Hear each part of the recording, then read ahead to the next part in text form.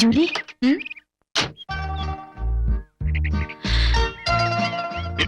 ആ നിങ്ങൾ ഇവിടെ വെയിറ്റ് ചെയ്യേ, ഞാൻ മേത്തന്നെ കണ്ടിട്ട് വരാം. കാറിന് സാധനങ്ങളൊക്കെ ഇറക്കിക്കോളൂ. ലഗേജ് ഒക്കെ കാറിലുണ്ട്. ആ ആദ്യം പോയി റൂമൊക്കെ ഒന്ന് നോക്കിക്കാണു. Yes madam. ഗീത,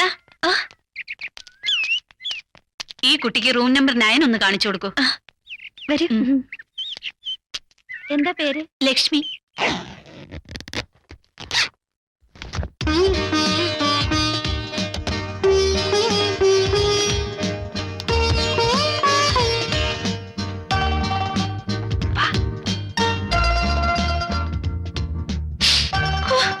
എന്തൊരു നാറ്റമാ.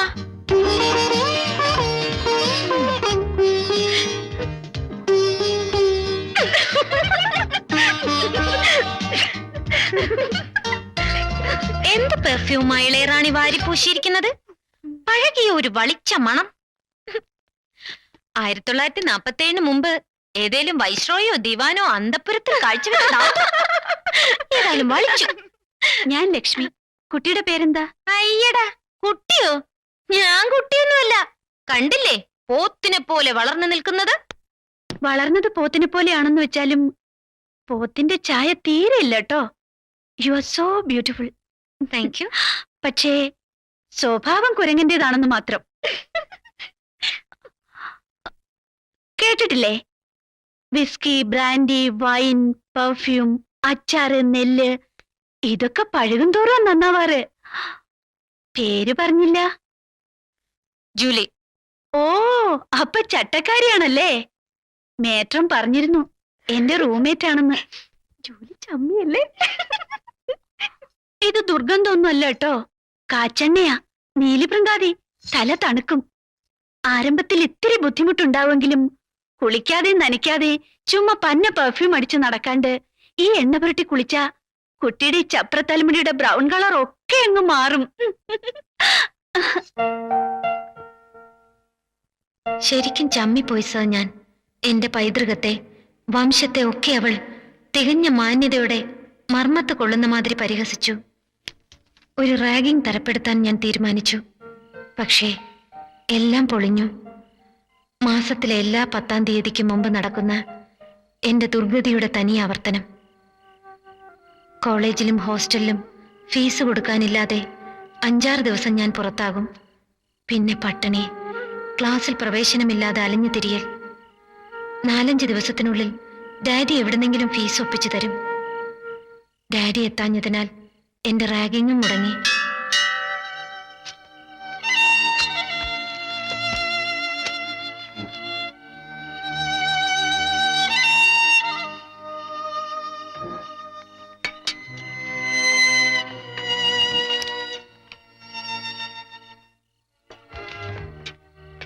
ഈ ജൂലി, നീ ഒന്നും കഴിക്കുന്നില്ലേ? ക്ലാസ്സിലും കണ്ടില്ല. ബ്ലാക്ക് കോമഡി വേണ്ട. 6 ദിവസം വരെ ജൂലി പട്ടിണി കിടന്നിട്ടുണ്ടടി ഇതിനു മുമ്പും. പുല്ലുപോലെ. നിന്റെ ഹോസ്റ്റൽ ഫീസും കോളേജ് ഫീസും ഒക്കെ അടച്ചു. അടച്ചോ? ആര്? Lakshmi.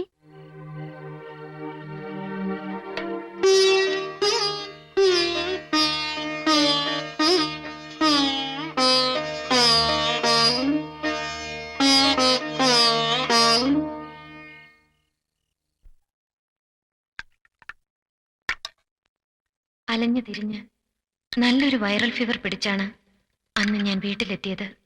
Julie, come on, have this soup. No, mommy. No, come on. Maggi. Maggi. ഇതെല്ലാം കിച്ചണിൽ കൊണ്ടുപോയി വെക്ക്. 2 ആഴ്ചത്തേക്കുള്ള വീട്ടു സാമാനങ്ങളാ. Where did you get it, man? You keep it inside. Take this.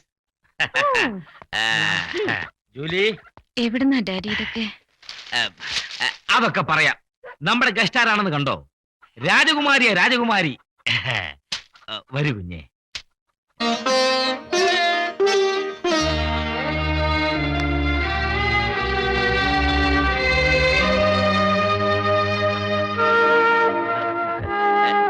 ഇതെല്ലാം മോളുടെ പ്രസന്റാ. പ്രസന്റ് എന്ന് പറഞ്ഞ പ്രസന്റ് അല്ല, ലോൺ.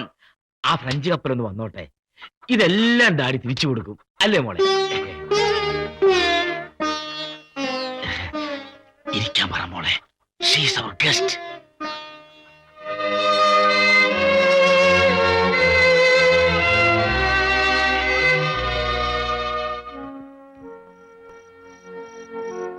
കുട്ടിയെന്ന് എന്തോ പറഞ്ഞ് കളിയാക്കിയപ്പോ ഞാനും ഒന്ന് റിയാക്ട് ചെയ്തു. പറഞ്ഞത് ഇത്തിരി കടുത്തുപോയെന്ന് അന്നേ എനിക്ക് തോന്നി. ദാരിദ്ര്യം ഒരു കുറ്റമല്ലല്ലോ, അതിനെ പുച്ഛിക്കരുതെന്ന് അമ്മ എപ്പോഴും പറയാറുണ്ട്. പക്ഷേ ഞാൻ അന്ന് ചെയ്തതും അതാ. മാപ്പ്. ഒറ്റ പുത്രിയായി കോലോത്ത് അടച്ചുപൂട്ടിയാ വളർന്നേ. എനിക്കൊരു നല്ല കൂട്ടുകാരി ഉണ്ടായിരുന്നില്ല ഇതുവരെ. ഇതാ ഇപ്പോഴുണ്ട്, ജൂലി.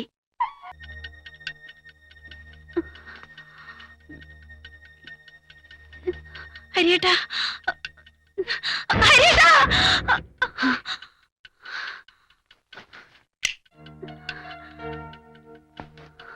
എന്താ ലക്ഷ്മി, എന്തു പറ്റി? സ്വപ്നം കണ്ട? ആരേ ഹരി? ഓ അതോ, ഭയന്നപ്പോ കൃഷ്ണനാമം ജപിച്ചതാ. ഹരി, ഹരിഹരൻ ഒക്കെ കൃഷ്ണൻ തന്നെ. വേളച്ചിൽ കള പെണ്ണെ, പേടി വന്നാലേ ഞങ്ങളും വിളിക്കും ഈശ്വരനെ. പക്ഷേ അത് ഈശോ ചേട്ടാന്നോ ക്രൈസ്റ്റ് അങ്കിളെന്നോ ആയിരിക്കില്ല. ഒരു ഹരിയേട്ടൻ. നീ ആര്, ഭക്തമീരയോ? ആരാടി അവൻ? ഹരിന്ന അവന്റെ പേരല്ലേ? ഹരിപ്രസാദ്. എനിക്ക് നല്ല പേടിയുണ്ട് ഹരിയേട്ടാ. Times of India assistant editor, കൊള്ളാവുന്ന ശമ്പളം, ക്വാർട്ടേഴ്സ്, അതൊക്കെ വലിച്ചെറിഞ്ഞിട്ട്. ആര് വലിച്ചെറിഞ്ഞു? ഓൺ ലീവ് 2 മാസം, ഏറിയാൽ 6 മാസം.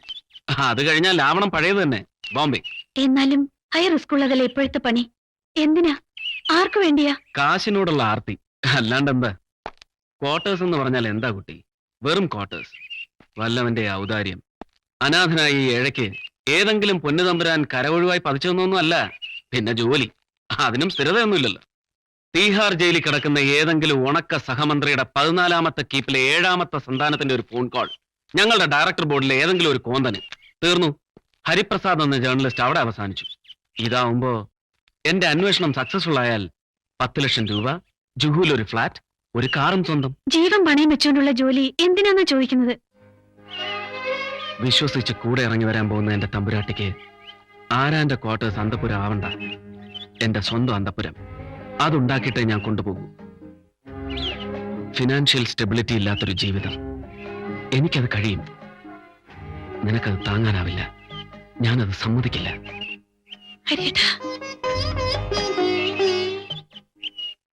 ഇന്റർനാഷണൽ റെപ്യൂട്ടേഷനുള്ള ടൈംസ് ഓഫ് ഇന്ത്യയിലെ ലേഖകൻ സ്വന്തം കാമുകിയോട് പോലും തുറന്നു പറയാത്ത അജ്ഞാത ദൗത്യവുമായി കേരളത്തിലെത്തുക വിശ്വസിക്കാൻ കഴിഞ്ഞില്ല. ഓഫ് കോഴ്സ് ഇൻസെക്യൂറായ 4th എസ്റ്റേറ്റ് പ്രൊഫഷനെ കുറിച്ച് പറഞ്ഞ് ലക്ഷ്മി അയാൾ വിശ്വസിപ്പിച്ചെങ്കിലും എനിക്ക് സംശയം ബാക്കി. എന്താ അയാൾക്ക് അവിടെ ജോലി? താൻ ധരിക്കുന്നത് പോലെ അത്ര റിസ്ക് ഉള്ള പണിയൊന്നുമല്ല. പത്രപ്രവർത്തനം തന്നെ. പക്ഷെ റിപ്പോർട്ട് പോകുന്നത് പത്ര ഓഫീസിലേക്കല്ലെന്ന് മാത്രം. 4th എസ്റ്റേറ്റിന്റെ മാന്യത മുഴുവനും ഉണ്ട്. ന്യൂസ് മാത്രം മതി, വ്യൂസ് വേണ്ട. എന്താ ജോലി? Use your general knowledge. ഇന്ത്യക്ക് ഏറ്റവും അധികം വിദേശ നാണ്യം നേടിത്തരുന്ന സോഴ്സ് ഏതാണ്? കേരളത്തിന്റെ റബ്ബർ, ചുക്ക്, കുരുമുളക്, cashew, man power. Maybe. മണ്ണാങ്കട്ട. ഇതൊന്നുമല്ല. ആ ഞാൻ പറയാം. പ്രധാനമന്ത്രിയും ഫൈനാൻസ് മിനിസ്റ്ററും ആഘോഷമായിട്ട് പറന്നു നടന്നിരക്കുമ്പോ സായിപ്പ് കൊടുക്കുന്ന പിച്ച, വേൾഡ് ബാങ്കിന്റെ loan. In a way you are right. പക്ഷെ അതുമല്ല. പിന്നെ മയക്കുമരുന്നുകൾ.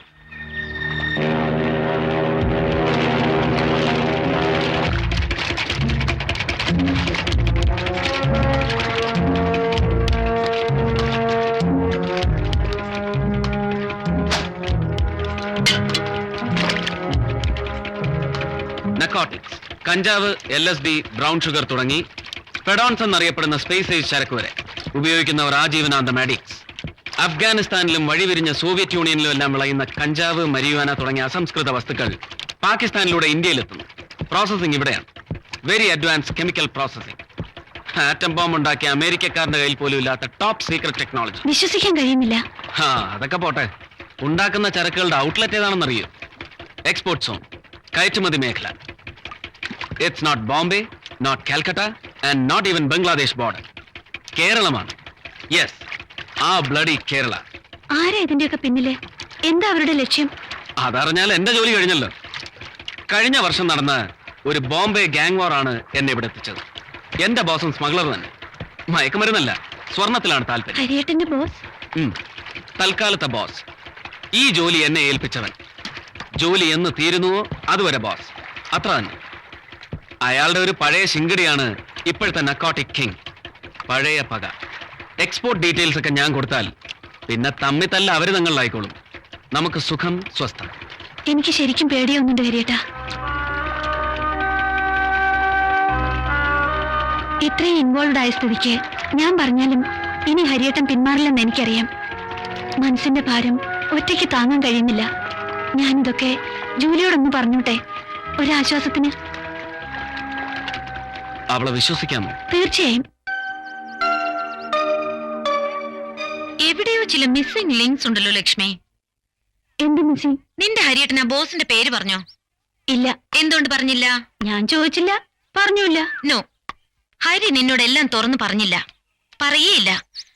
അയാൾ എന്തൊക്കെയോ ഒളിക്കുന്നു, മനഃപൂർവം. നീ അല്ലെങ്കിലും വല്ലാത്തൊരു സിനിക്ക. ഞാനിത് ആദ്യം മുതലേ ശ്രദ്ധിക്കുന്നതാ. ഹരിയേട്ടനെ കുറിച്ച് പറയുമ്പോ നിനക്ക് എന്തോ ഒരിത്. കണ്ടിട്ട് പോലും ഇല്ലാത്ത ഒരാളോട് നിനക്ക് എന്താ ഇത്ര വിരോധം? ലക്ഷ്മി,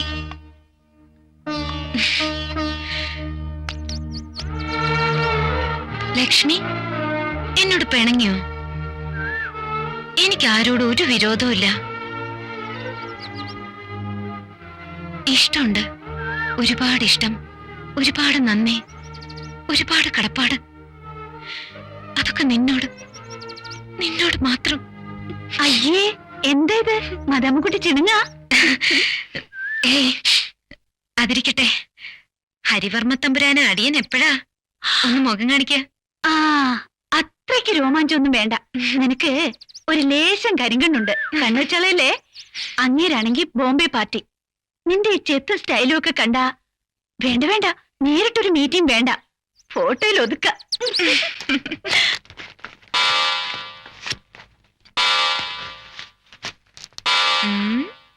നോക്കട്ടെ, കാണിക്കാം. അയ്യോ,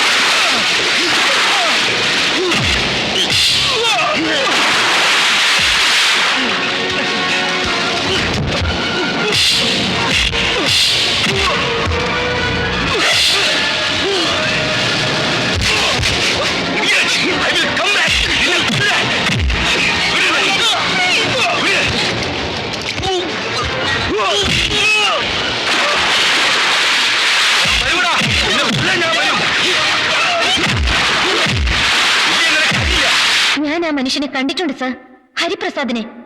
അയാൾ ഹരിപ്രസാദ് അല്ല സർ, സൂര്യയാണ്, സൂര്യ.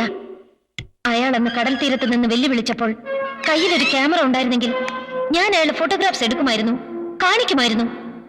അന്നത്തെ കടപ്പുറത്തെ അടിപിടിക്ക് ശേഷം കെ നായരും സൂര്യയും തമ്മിലുള്ള ഗ്യാങ് വാർ സ്ട്രോങ് ആയി എന്ന് ഞാൻ അറിഞ്ഞു. അയാളുടെ ഗോഡൌണുകൾ ഒന്നും സേഫ് അല്ലാതായി. മനസ്സില്ലാ മനസ്സോടെയാണെങ്കിലും എന്റെ വീടൊരു ഗോഡൌൺ ആക്കേണ്ടി വന്നു ഡാഡിക്ക്. ഞാനും മമ്മി എതിർത്തതാ. പക്ഷേ കെ നായരെ വിലക്കാൻ ഡാഡിക്ക് ഭയം. ഞാൻ ഇതെല്ലാം ലക്ഷ്മിയോട് പറഞ്ഞു. ആ പൊട്ടിപ്പെണ്ണ് ഇതൊക്കെ ഹരിപ്രസാദിനോട് പറഞ്ഞു എന്ന് ഉറപ്പ്.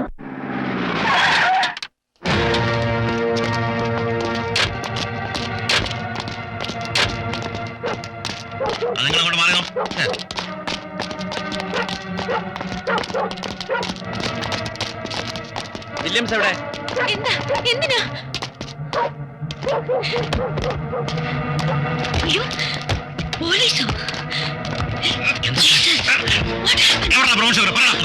എനിക്കറിയില്ലേ സാർ.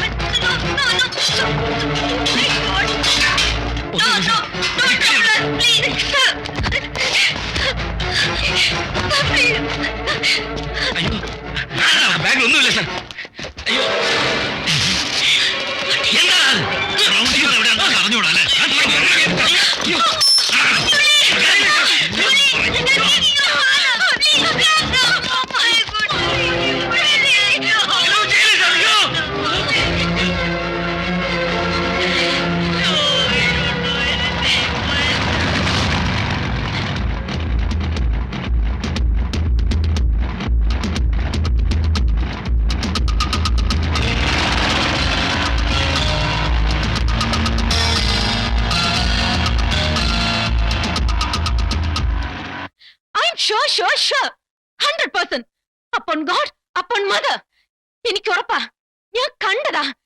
അത് അയാളായിരുന്നു, നിന്റെ ഹരിയേട്ടൻ. ജൂലി പതുക്കെ, നീ ആരെ കണ്ടു എന്നുള്ളത് സത്യം. അപ്പോഴത്തെ ഒരു വല്ലാത്ത മൂഡില്, അതും ബോട്ടില്, നീ കണ്ടത് ഹരിയേട്ടൻ തന്നെയാണെന്ന് എന്താ ഉറപ്പ്? ഈ നിൽക്കുന്ന നീ തന്നെയാണെന്ന് എന്താ ഉറപ്പ്? കണ്ടു ഞാൻ, അത് അയാൾ തന്നെ. ലക്ഷ്മി പ്ലീസ് തർക്കിക്കരുത്.